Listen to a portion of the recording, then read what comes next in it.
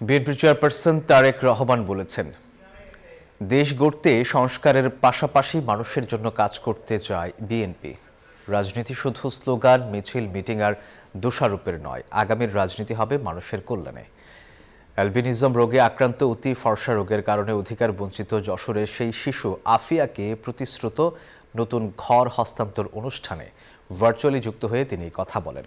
আরও বলেন, ফ্যামিলি কৃষক কার্ডের মাধ্যমে গ্রামীণ মানুষকে শক্তিশালী করা হবে। আগামীতে ফের খাল কাটা কর্মসূচি চালু হবে, পানির কষ্ট দূর করা হবে বলেও জানান তিনি। এদিকে নতুন ঘর পেয়ে খুশি শিশু আফিয়ার মা মনিরা খাতুন। বিএনপি চেয়ারম্যান সহ সবাইকে ধন্যবাদ জানান স্থানীয় বাসিন্দারা।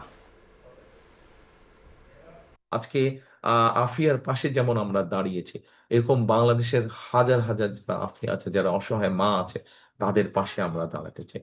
একটি রাজনৈতিক দল হিসাবে যখন আমরা শুধু দল হিসেবে থাকছি, তখন আমাদের অবস্থান থেকে আমরা কিছু মানুষকে হয়তো সহযোগিতা পাশে দাঁড়াতে পারছি।